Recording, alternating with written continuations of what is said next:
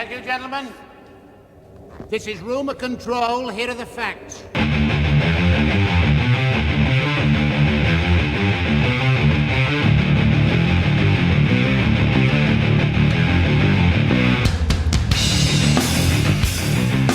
Hey, how's it going? Welcome to another exciting edition of The Rational Male. Wednesday, Thursday, yeah, maybe tomorrow. Who knows? I'll release today. How about today? Wednesday edition of The Rational Male with your wonderful host, ROLLO TOMASSI. Today we're going to be talking about double standards. And the reason why I wanted to get into this, I'm trying to make this as simple as possible to understand, because I think we get almost like too simplistic when we come to when we encounter the idea of double standards. Double standards is something that I think that women have owned for a long time. And I'm not just talking about something, it's not like some new invention.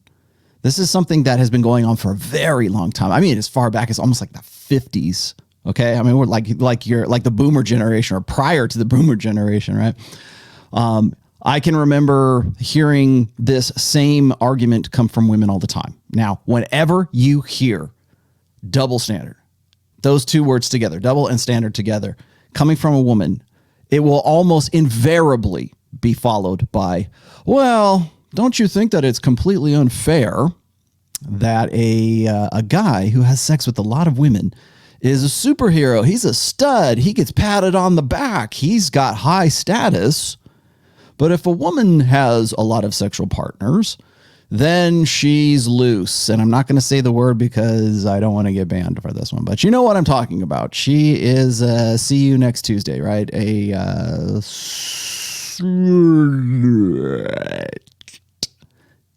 Yeah, you know what I'm talking about. I just don't want to get banned. My bad. So a loose woman, let's just say, she is, let's say, looked down upon for having multiple sexual partners, and women think that this is terribly unfair. And I have to admit that a lot of the concern about this comes prior even to the sexual revolution. In the early 60s, maybe even the late 50s, the same thing was, I mean, you could see it in the literature of that time, even in the Beat generation, which was the late 40s. The idea that guys could go and sleep around or sow their wild oats, and they were expected to. In a lot of different cultures, men are expected to, at least a high value man, an alpha man, whatever we're calling it, whatever the popular euphemism is today, the guy who other men want to be, and other women want to bang, that guy is almost expected to cheat on the woman. High status, high powered guys are expected to be able to have multiple partners and or have had them in the past, which increases his status, not just amongst men, but also amongst women. And that, I think, is the operative point here. Now, when we are talking about double standards, this is one double standard amongst hundreds, thousands, tens of thousands of double standards between men and women. But when you hear the word double standard, the term double standard, it is almost invariably in relation to that question right there, to the difference between mating strategies of men and women. And I'm going to define this for you really quick, and then we're going to get into some other double standards today. So this is going to be like a half and half show. So the first half of today's show, we're going to talk about that double standard. And then we're going to talk about the other double standards that exist between men and women that tend to be a lot more downside for men. Because when we talk about double standards, we tend to think of them as only affecting women. When a woman says a guy is a commitment phobe or committophobe or whatever, or he's threatened by a strong, successful woman or a career woman or a powerful woman, what she's saying is she's expecting you to sort of buck the trend, to sort of man up. Again, it's that manhood medal where the expectation is for you to be so secure in your masculinity that you don't mind getting with a woman who is masculinized. It's kind of funny that should be a prerequisite, I think, for strong, independent women today, which everyone is, right? And in Western societies anyways, in Western cultures. Well, that sounds like a double standard, but it's only a double standard if you understand or if you presume that there is a baseline equality between men and women. So if men and women are just the same, yeah, that's a double standard. That's horrible. But if men and women are different, that throws that whole argument about double standards straight out the window, because men are men and women are women. They're subject to different environmental circumstances, different social circumstances, different gendered social circumstances, different biological social circumstances, biological circumstances, different mating strategies, different mentalities, different objectives, different goals in those mating strategies.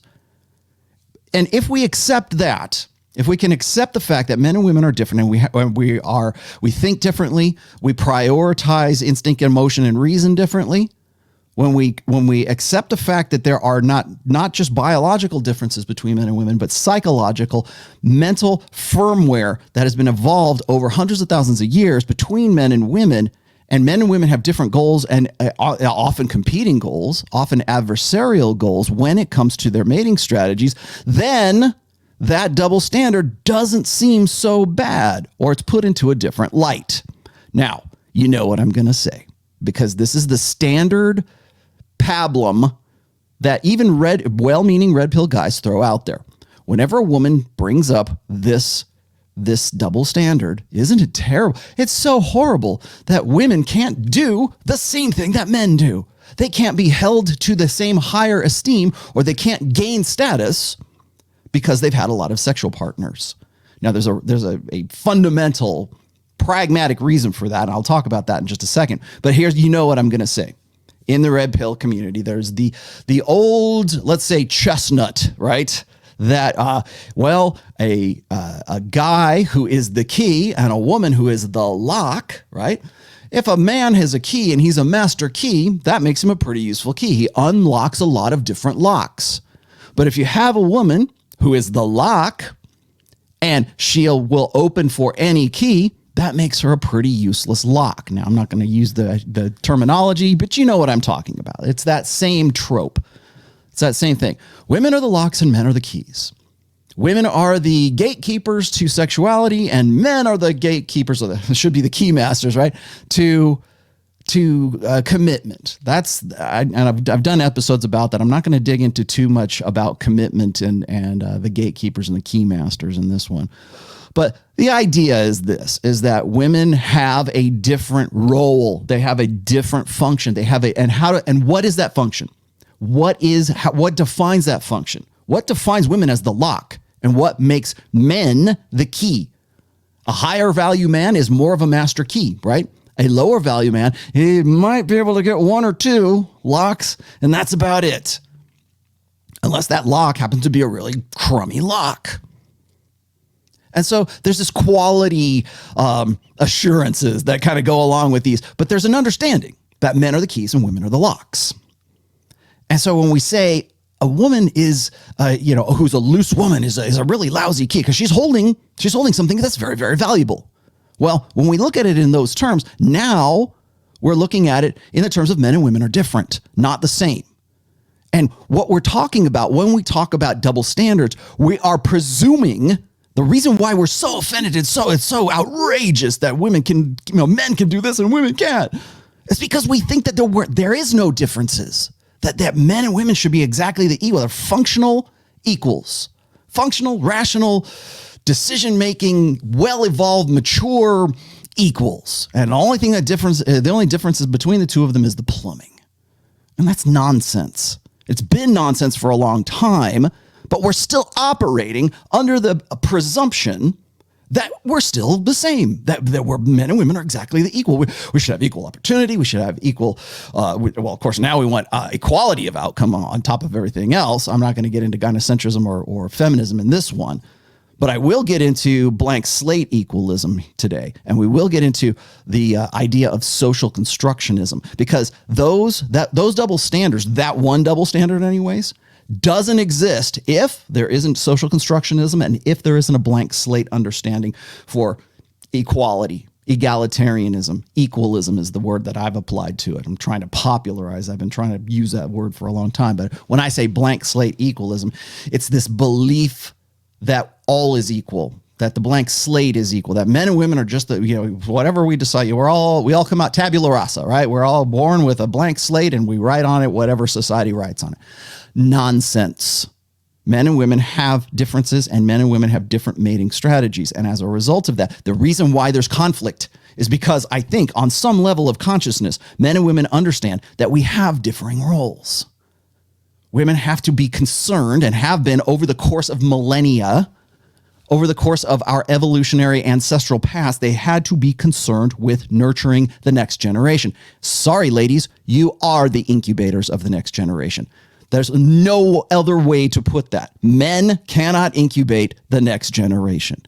Women have done that for a long time, and as a result, their evolved mental firmware is such that the value that they hold, the reason why they are the locks, the reason why they are the filters for the quality control, it should be the quality control for the master keys and the really crummy keys that only open one or two locks, that beta male guy, or the alpha male who opens lots and lots of locks. The reason why that exists is because women have to be concerned with quality. They have to be a good lock. You have to be a good lock. Now, I'm not coming down on that trope because it's useful. There's so much more to that than just understanding that, oh, you're the lock and I'm the key, right? Okay, well, that's good and that's simple and it's easy to understand and most people can pick up on that. But you have to understand the basis for why we call women the locks and why we call men the keys. It's not just, insert slot A or, tab A into slot B. That's not what I'm talking about. What I'm talking about is men have to have something that opens that lock. And if that lock tries to act like a key, it's an extension. It's an extension of women masculinizing themselves and trying to live like men do because we believe that we're equal. Because we believe that we're blank slates. A woman can be just as effective a man as she can be a woman. And we would like to think, of course, and we're trying to popularize the idea that the more feminine and the more effeminate, the more feminine-like, the more woman-like, the more female, the more a man identifies with his emotions and identifies with the feminine, then he is more effective. A man can be just as good a woman as a woman can be a man. The only state that exists in is when we believe in a blank slate, when we believe that men and women are just equal and we have equal potential. It's nonsense. We did not evolve that way. Our machinery is not that way. And so that's how you get those double standards. The only double standard, it's a standard, right? Well, what's the standard? The standard is men and women should be able to have sex whenever they want, however they want, free of worry about anything beyond, maybe disease, right? Now, or abortion, right? Or pregnancy. Now we don't have to worry about that, right? The courtesy of hormonal birth control and the sexual revolution, we no longer have to worry about that, right? Maybe not. But the thing is that the only way that we can sort of enjoy casual sex, the only way we can make sex recreational is to have men and women be different. They still have to have, men have a higher libido. Men have a different kind of sex drive. We have a different imperative. Men's sexuality is always on. I don't know if you guys understand that, ladies, but men's sexuality is always on. It has to be. That's just the way we were built. It's the way we evolved. It was much more efficient reproductive strategy for us to be able to ejaculate and evacuate. Thank you, John, from Modern Life Dating. To hit it and quit it. To love them and leave them, right? To get in, get the job done and get out. That's why men get aroused especially when you're a young, teenage guy, the wind blows and you're ready to go, right? You see an attractive female, half nude female, and it triggers the parts of your brain that is associated with tool use. Men's sexuality is way different than women's. It is much quicker to provoke. It's much quicker to get going. It's much quicker to get in, get out, and get done. For women, it's much different. And as a result, women have to be that lock, right? They have to be the one they have to be quality control. So that's the difference there. So ladies, or I should say men, when you encounter that double standard, always remember the difference is the reason why they're upset about that, or the reason why that's even coming into their brains in the first place, is because of a presumption of similarities between men and women. Men and women are different. That's why. Sorry, it's one of those things, where and I love using this now because I'm much more unapologetic about it. So when I see that, or when I encounter that, whether I'm on a show or whether I'm discussing even just privately with women in a social circle or something like that, it's like, no, men and women are different. That's why. And yes, it is a double standard. It's only a double standard if you think you should be able to live out the same sexuality that a man does, and it's simply not true. So yes, a guy who can unlock a lot of locks is a higher status guy, not just amongst men who, well, let's go back to the locker room and talk about the girls we nailed. That you can make up all the little caricatures you want to about that. The fact of the matter is that guy's held in higher esteem because other women want to get with him, because there's social proof, because there's pre-selection, because your girlfriends want to nail the high value guy just as much as you do. And the way that you know that he's a high value guy is he looks good enough that he should, at least, maybe he is or maybe he isn't, but the presumption is he should be able to get with all those girls and impregnate each and every one of you because he's high value. This is exactly the way sperm banks work. It's not about intelligence as much as we would like to make it. We would like to say, oh, well, women are selecting men for artificial insemination, or they're looking for sperm donors who are like Fortune 500 CEOs. And they're looking for guys who have 180 IQs and are, astrophysicists. No, they're looking for the guy who's like the hottest dude they can find, because they're looking for the dude who is the guy who's the basketball star. They're looking for the water polo body, right? They're looking for the guy who is ripped and looks good. That's what they base their selections on. It's icing on the cake if that guy happens to be intelligent and has his own business and loves his mom and likes puppy dogs. Great, but that's not the criteria generally. It might have been in generations past.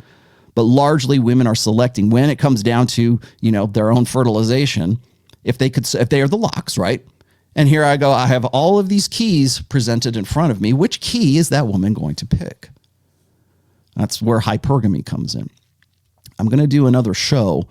I was made aware of an article, and I forget maybe it was Rugby that sent me this. But it's an article of Chinese feminists who are, now that they've got, CRISPR and they've got custom tailor-made, designer babies right now, how women need to be the ones who are in control of that aspect of reproduction now.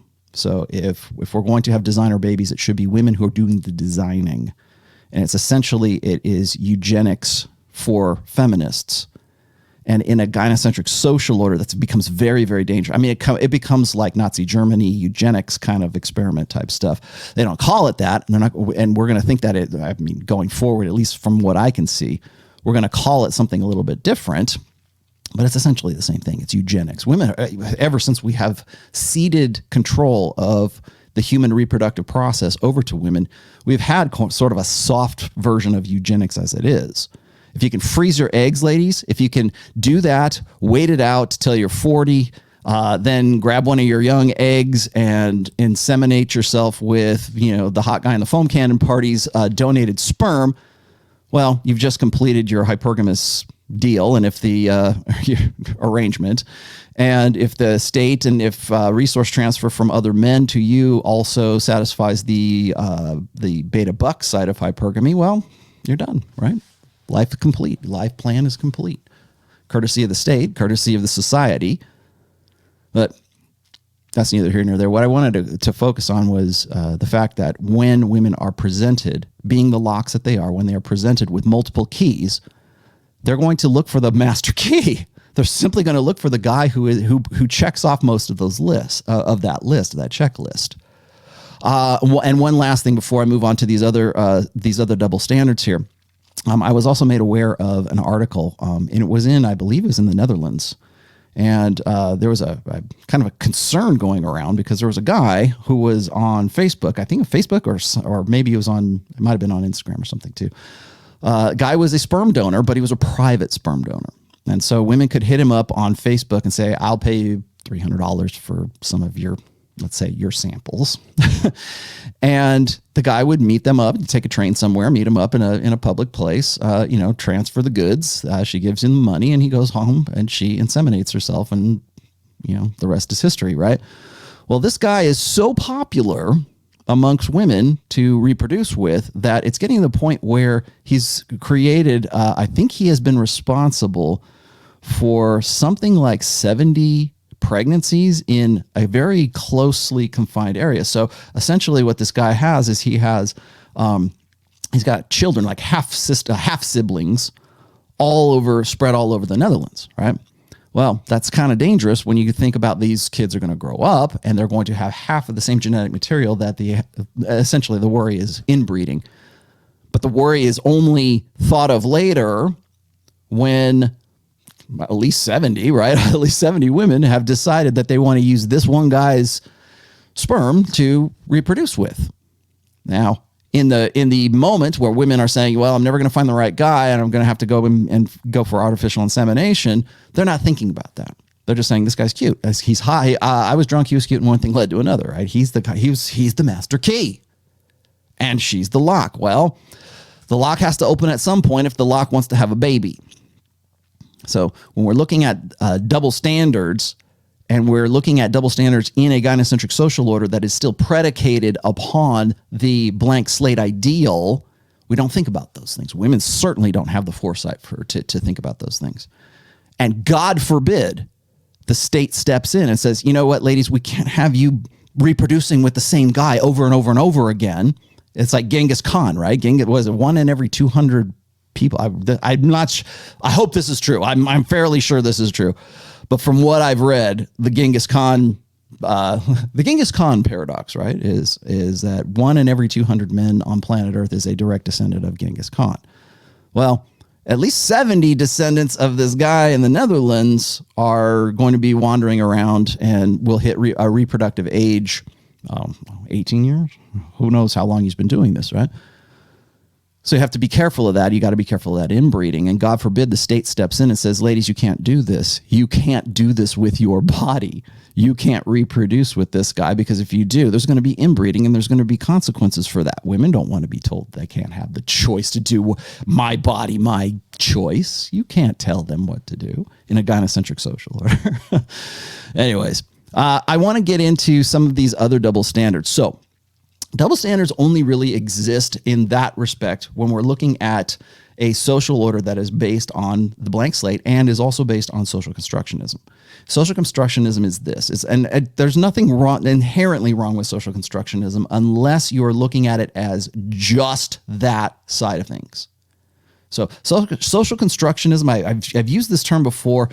You can call it constructivism or constructionism. I probably use it wrong, although I mean the same thing, which is society creates, rights on the blank slate, right? On the tabula rasa. So you are actually the product of your social order. And while that is true when it comes to your mental software, so to speak, it is not true when it comes to your instinct and it comes to the machinery. And there's a lot more to the biological side of it. And people get a little bit put off because they think of it in terms of like determinism. Don't tell me I'm limited by anything. Well, you kind of are. And we see this being empirically proven daily right now. So when I talk about social constructionism, the reason I'm sort of giving a preface here is because when I get into some of these other double standards, they tend to be based on social constructionism, which is rooted in the blank slate.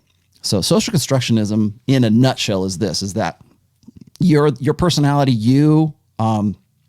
men, women, ethnicities, religions, politics, whatever your beliefs are really just the sole product of the society that you were born and raised in. And there is, of course, there's going to be influence from society, but it's not the only thing.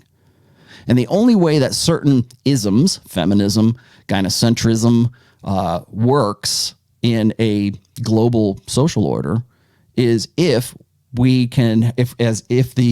presumption of the blank slate is true, and if social constructionism is the sole reason why you are the way that you are. That's how you can get communism, socialism, communitarianism, feminism, name it. Name the ism. And right now, in a modernism right now, is pretty much predicated on those things. So I wanted to state that at first because I'm about to switch over here and show you. Gosh, I got to show you this one. Okay, so what this is this is a list. And let me see if I can go grab that again. Hang on one second. There we go. All right. So this was a list of double standards that I became aware of. It's a very long list. I don't necessarily have to go through all of these. I might just like skim through a few of these.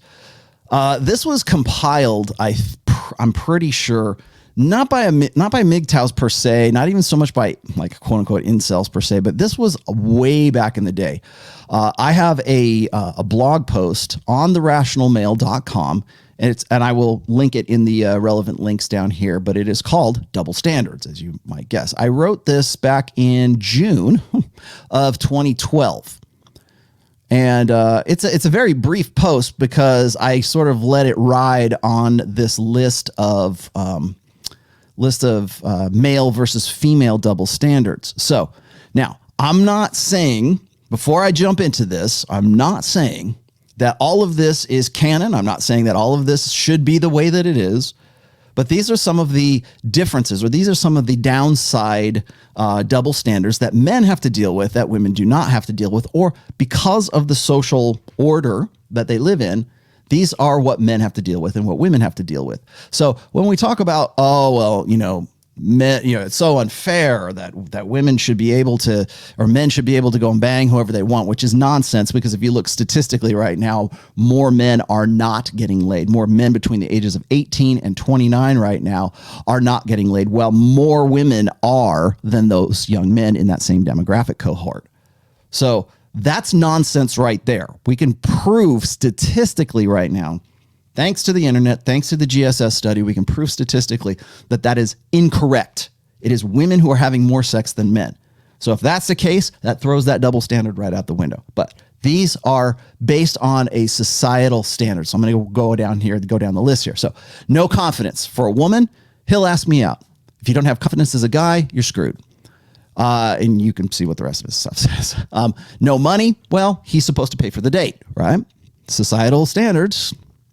Social construction, is it? Is it not? Doesn't matter, because in a Western society, as a guy, you're screwed if you don't have any money. High value man, right? No college plans. Men don't generally care what a woman's level of education is. It only matters later on in life, perhaps. But for the most part, when men are selecting women as part of their mating strategy, you have to be hot and available. Those are the two primary things.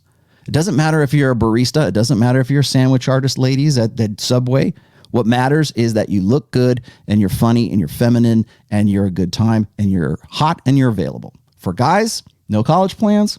Well, I'm not sure I agree with this 100%. This is one of those things that I think has changed a little bit since I wrote this way back in 2012. College plans, guys will probably argue with me and say, it doesn't matter if you have college or not. You don't need it anymore. It's a scam. Okay, well, fine. You still got to be educated. There has to be some sort of education. You got to be intelligent, maybe. No friends. Okay. If a woman doesn't have any friends, he doesn't even ask if you don't have any friends. He doesn't care. Unless that woman is very, and again, don't think of these things in terms of binary extremes. Okay. Because what guys will say is they'll go, no friends. I don't want to get with a woman who has no friends. Well, less friends, okay? He doesn't even ask you about those. For you, if you don't have any friends, you need social proof as a guy to increase your status. You need social proof and pre-selection as a guy, and that's usually going to come from a third party. So if women do not have friends, you might look at her a little sideways, but you do not observe that, you do not judge that woman or discern that woman's character according to whether she has friends or she doesn't have friends, in the same way that you would if a guy is just sort of shut in, okay? Lives in his mom's basement. Boring. If you're a boring guy, if you're a boring woman, it's expected of women to be boring. It's expected of women to sort of just like not have any interests. And when they do, when you find a woman who isn't boring, that is like finding pirate's gold, okay? For guys, if a guy is boring, forget it. He's got to be jester maxing, right? He's got to be a dancing monkey to some degree. And that's just simply part of men's burden of performance. I'm not going to say that's right or that's wrong. Again, don't think of these things in binary extremes. However, generally speaking, if you say, hey, ladies, are you looking for a boring guy? They're not going to say, yeah, sure, I really want that guy. Well, is he hot? Obscure interests. Okay. He'll pretend ladies, if you're interested in anthropology or you have some kind of like whack out obscure interest, men will pretend to be interested. They will lean over into that. Okay. For guys, you're kind of screwed. If your interest is American history, you're a real history buff. If you want to talk about the War of Independence or Civil War or whatever, or you want to talk about more esoteric subjects, she's going to look sideways at you if you don't know who the latest rap star is, right? Quiet. If you're a quiet woman, she just has to look good. If you're a guy and you're quiet, you're screwed. Rejects a member of the opposite sex. If you're a woman, he obviously doesn't meet her requirements. If you're a guy and you refuse reject a woman of the opposite member of the opposite sex, guys think they accuse you of being gay. They accuse you of being homosexual because guys are supposed to want chicks, right? Guys are supposed to want to get into that. I'm not sure I agree with this again 100% because it sort of depends on the woman herself, but guys do that often enough. If there's something that kind of rubs that guy the wrong way or it's not a match, yeah, maybe. Again, is this a double standard? Perhaps. Expects sex as part of the relationship. You're an assertive woman if you are expecting sex from the guy. If it's a guy, he just wants to get in your pants. Let's see. Not in the mood for sex. It's expected from women. And for men, you must be gay or impotent. Bad in bed. Women just lie back. It's okay. Starfish sex is perfect. For men, here's the double standard. And this is a big one. You're a worthless guy. If you can't get her off, if you can't make her come, if you can't, whatever. The onus is on you to perform once again in the most intimate way. You're a worthless guy. Dump him and find someone who can satisfy you. There's another double standard, ladies. If you are raped and need help, tons of support groups and everyone is sympathetic. For men, everyone thinks you are lying because it's impossible to rape a man. You want to end your current marriage? File for divorce, and 70% of women do. Get half of your husband's assets, alimonies, and upgrade to a hotter, richer man. At least that's what it looks like on paper. That's the theory. Okay. For guys, have your life completely destroyed by biased divorce courts. Also, child custody and everything else that is also entailed with that. That's a big double standard. There's another one. Shitty low-end job with no career prospects. If you're a woman, all you have to do is be good looking. For guys, you're screwed. You've got to find a way up and out of that. And maybe I shouldn't, again, I did not compile this list, but I think a lot of guys want to be screwed. They want to say, I'm screwed if I don't have these things. What guys have to do, I wouldn't say necessarily that you're screwed or you're fucked on this whole thing. I would say that you need to find a way up and out of it. So if you have a low-end job with no career prospects, that's on you, and that's on your burden of performance, and you've got to find a way to get up and out of that. However, still a double standard.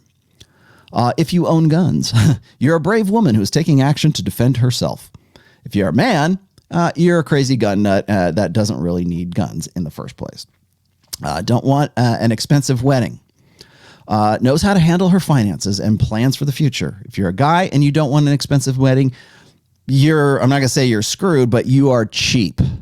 You come off as seeming like you don't want her to have her special day. Imagine being the guy on The View or like whatever female daytime talk show is talking about, marriages and weddings and stuff like that. And you're the guy that says, you know what? I don't really want to spend more than $3,000 on my wedding, or heck, let's just go through the drive-thru in Vegas, right? You're that guy, you become the cheap guy. If you're pure cheap, then you're lower value. Don't play sports or go to the gym. For women, it's expected. Maybe. Again, this is kind of Incelville here. And if you're a guy, everyone thinks you're a loser. If you're not lifting, bro, do you even lift? Okay. You should be playing sports. You should be going to the gym. However, there is that double standard between men and women in this sense. Okay. For women, it's not necessarily a requirement. Also, I also should say this. I wish I had this meme drawn up, but there's a meme going around. I think I still have it somewhere, where it says the difference between the ideal physical beauty or physical attractiveness or arousal. Let's just say, for women, the benchmark and the capacity to achieve that is much different than it is for men. Men have to be able to lift. We have to be able to be down to a certain body weight. As I've said before, for guys. And this is where I think a lot of guys sort of lose the narrative. A lot of guys tend to think, and these are mostly blue pill guys. Now, I'm not saying, anybody who's red pill or understands this stuff, but amongst blue pill thinking is that women don't care so much about how a man looks. And that's only reinforced when you get these memes about like dad bods and things like that. It's nonsense, absolute utter nonsense. But guys get schnockered by that, right? They get fooled by that. Oops, let me push this back. Don't think for a second that women aren't physical. Don't think for a second that women don't think looks are important. They do. And in many cases, they're the most important thing. And they remain the most important thing up until women have to reprioritize things because they need to consolidate and they need to cash in when they can, with who they can, with the best with who they can. So bear in mind that when it comes to the gym, when it comes to working out, when it comes to physical fitness, when it comes to you looking, the standard of beauty for men, the idealized standard of beauty for men amongst women is much higher than it is for women. Women can be, they can be overweight. It doesn't matter what your hair looks like. It doesn't matter what your body type is. It doesn't matter what color you are.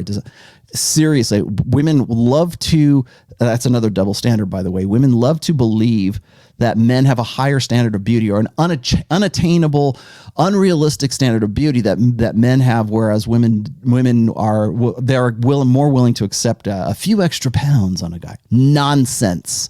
And even more nonsense in an era when more women are having sex with less men. So it's not. And I think even going forward, I will be even more vindicated for women's arousal standards, for women's beauty standards of men, because there's never been, like, for men, men go, when it comes to physical attractiveness, when it comes to arousal, all you have to do is look at pornography, right? I mean, look at all the niches of pornography. There's midgets. I mean, there's spinners, there's thin girls, there's fat girls, there's blonde girls, there's redheads, there's brunettes, there's purple hair girls.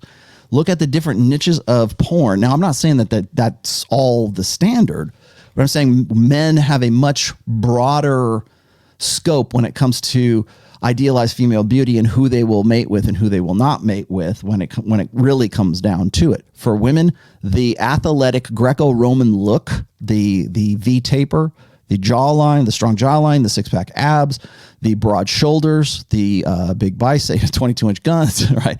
That hasn't changed over the course of millennia. That is a double standard, and it's a double standard that goes the other way, but we think that it's men who have an unrealistic standard of beauty for women. They don't. Yes, men are more focused on fertility, youth, younger, hotter, tighter, definitely. And they're definitely focused on women who are between the ages of 21 and 24, 23, somewhere around there. Yes, you are 100% correct about that. However, what is acceptable to men between, say, the 20 percentile and the 80 percentile of guys, when it comes to the guys who are beta versus the guys who are high value, like 20% alpha guys, there's a lot of give and take. There's a lot of compromise that goes on in there, and much more so for men than for women. There's your double standard. Your country has conscription, meaning the draft. Okay. Men defend you for free. Employers prefer to hire you due to no reservist obligations. For women. For men, you're screwed. And this is 100%. This is one of those binaries. So men have to, at least in the United States, have to sign up for mandatory conscription, which is the selective services. And if you decide that you are a conscientious objector or whatever it is, you're still screwed because you sound like a coward. You're not willing to take the same risk as everybody else is. You are also, in some states, you're disallowed to have a driver's license. You cannot qualify for student loans, certainly a Pell Grant. You are ineligible for other social services if you do not have not officially registered with selective services. Women do not have to do that, and that has been the way it's been since they started selective services. There has never been a time where women have had a march on Washington and demanded to be drafted. Okay. Now I'm going to keep going. I'm just going to rip through these real quick. You think the world is biased against your gender and you seek equality. Millions of feminists around the world would agree and support you if you're a woman. If you're a man, you're a pussy. Grow some balls. You aren't physically capable of the work. You can't actually do the lifting. You're not tall enough to do the things you need to do. You can't actually become a combat specialist in the U.S. Army, whatever it is. Standards will be lowered for you so that it will be fair if you're a woman. For men, you're a loser. They think you're a loser. You are a loser because you can't hack it. They're not going to lower the standards for you, but they will lower the standards because they want to put more women in. That is a double standard. If I have to do things that a woman doesn't have to do and she can still get the same job or she can still qualify for whatever position that happens to be, simply because they've lowered the standard for her to enter into whatever that is, that's a double standard, ladies. You aren't attractive. If you're a woman, eventually someone will still settle for you because there's lots of guys who are no one's ugly after 2 a.m. For guys, you're screwed unless you are rich, famous, and marry a gold digger. Now, again, not saying that's 100%, but it's still a double standard. If you had sex with an underage member of the opposite sex, I'm going to end up doing a full video about the epidemic of women teachers who are essentially rapists, statutory rapists, I should say, of underage students, of underage boys. I'm going to do something about that, so bear with me. It's noted. I have it in the great big book of everything. I am going to do that. If you're a woman, you get a slap on the wrist. Everyone says the boy was really lucky. Where were those girls when I was a teenager, right? For men, you're raped to death in prison. You're dead. You're done. Your life is pretty much over. Your personal life is over. Your professional life is over. You might as well go and, get it over with because that's the end of the line for you. For women, there is a separate standard of justice for women that is much different from men, and that is a double standard. Throw an emotional tantrum and try to get your own way. If you're a woman, just use it's that time of the month excuse, or women are more emotional than men. For men, everyone thinks you're just a spoiled child and you're a narcissist and you're probably homosexual. Let's see. Hit your spouse during an argument. He's a man. He can take it. He probably deserved it too. For men, I think you know the result here. Spousal abuse, call the cops. Duluth model of feminism. Double standard. Expects gifts during Valentine's Day and or other holidays. It's a girl's special day. The man should pamper her. For men, you are getting sex. What more do you want? Or men are never owed sex. You're never owed. It's funny how we have such transactional nature of sex when it works in women's favor. But when a man has even the inkling that, I'm providing all this stuff, I'm doing all this stuff, I'm putting all this stuff out there, and yet sex is not being reciprocated. Intimacy doesn't even have to be sex. Intimacy, appreciation is not being reciprocated. Toughen up, take it on the chin. That's a double standard. I'm not saying it's right, I'm not saying it's wrong. I'm just saying let you guys make the judgment call, but it is a double standard. Wants to feel as much pleasure as possible. For women, it's expected and encouraged for a woman to orgasm as fast and as much as possible. For men, if you orgasm before the woman is satisfied, you are a failure. Double standard. I will let you guys read the rest of these. The rest of them I don't want to get too tied up in all of this today. But so, anyways, and we're coming up on time. So I will put the link to this particular post in the description so you guys can go check out the rest of those double standards. However, last but not least, and at the end of this, I have to also point out, and this would not be a complete video on double standards if I didn't also indicate that as a guy, me just pointing these out, me just showing you that list, I didn't create. I'm the mess. I just work here, man. I'm the messenger. I showed this to you. That I picked this up. I believe I picked this up off of an old forum. It might have been a MGTOW forum. It might have been, who knows, right? Not my creation. But just my telling you about it, just my dedicating a video to this, so you have a better understanding of what a double standard is, makes me sound like I think men are victims. And that's the hardest part when it comes to double standards. Men can never be victims Because the moment you cast yourself in that, you are casting yourself in a female role. Women are the most vulnerable sex. They will always be victims. They will always cast themselves as victims. It is always useful for women for anyone to presume that women are victims because they are the vulnerable sex. They evolved that way. They will remain that way. And I don't care if it's a gynosexual social order or any other social order. Women will always be characterized as the vulnerable ones. The moment a man says, here are a list of 100 double standards that only go one way for men, what I'm doing right now probably sounds like I'm complaining. He's crying. He's bitching. He thinks that men are victims. The only reason why you think that is also because you believe in social constructionism. You believe, most likely, if you have a bad opinion of any of that list, or you say, oh, how dare Rollo talk about this? Men are never victims. They're not supposed to be. We're supposed to rise above that, right? We have a burden of performance. Our hierarchies, our competence, our status, our value as men is based on our burden of performance. The moment I start complaining about the burden of performance, that's when I sound like a bitch. That's when I sound like I'm whining and complaining. Men run the world, right? So how dare you point out these double standards, whereas women can only point out double standards because they're the only ones who can be victims of a double standard. It's so unfair.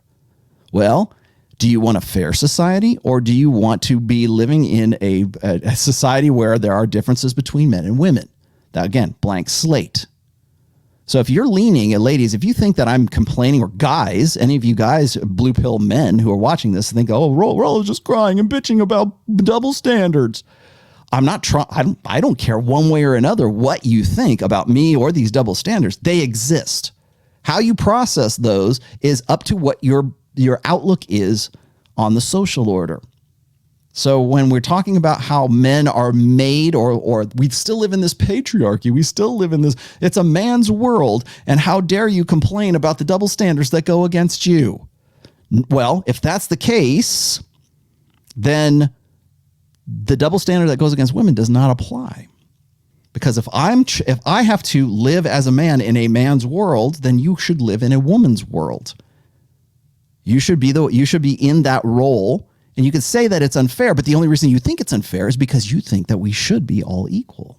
If we were, then you should care about me talking about the other side of those double standards.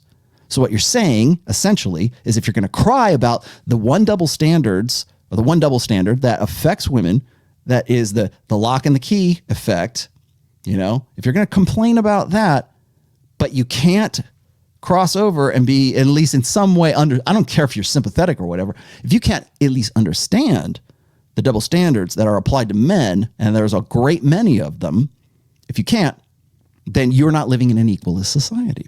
You're living in a one-sided society. You're living in a gynocentric society that is created by women for women, and men in that case, they still can't be the victim. And you still can't talk about stuff. You have to just simply sit there and take it on the chin, because the presumption is still that it is a patriarchy and you're in control of it. It's a man's world. So there you have it. That is the Double Standards show. If you have any disagreements, if you have any comments, please feel free to put them in the comment down there. I always leave my comments open. I will be doing a special, I think it's about maybe a 90-minute show with the guys from Masculine Geek, talking about pop culture and the red pill, sci-fi, Star Wars, that kind of stuff. We're going to kind of nerd out a little bit, but with a purpose. Tomorrow, it'll be on this channel. It'll be a live stream. We're going to start it at 6 p.m. Pacific, 9 p.m. Eastern. It'll be me, Drew Bay, Vince, and TJ. I think we're going to get Jeffro Johnson, and Aaron Clary will be joining us as well for that show. So do tune in for that, especially if you are. It'll be more about I won't say woke stuff, but it'll be more about social orders, and it'll be more about like where we are as storytellers today, I think is probably the better way to put it. And then on Saturday at 11:30 a.m. Eastern time on Ryan Stone's channel, we will be live with Rule Zero, a full panel. And I don't know what his topic is, but that's where it will be. So look for that. And hope you guys enjoyed this. Again, if you have any questions, hit me up on Twitter. If you want to support this show, the best way to do that is simply buy the books, right? Buy the next book. Okay. There's your hard sale at the very end, right? I am an author. I do actually sell books. Or if you want to make a contribution of some kind, you can always join Patreon, which I'm trying to make a push for right now because I'm going to be doing group counseling and group workshops very soon. Probably the end of May, like the last week of May is when I will start the group workshops. So if you want to get on board with that, there's 2 ways you can do so. Become a Patreon member. You can be at the lowest level and you'll still get the emails. Okay. Or even if you say $5 a month, forget it, Rollo. I don't want to have anything to do with that, but I do want to get in on the workshops. Fine. Give me your email address on therationalmale.com. There will be a little pop-up that comes up. You can be a part of the newsletter, and the newsletter will then refer you to the workshops when I get down to it. So there you have it. Also, if you want to donate via crypto or PayPal or whatever, all of that's always in the descriptions. And that's about it. Thanks, guys. I appreciate you, and I will see you guys next week. Bye-bye.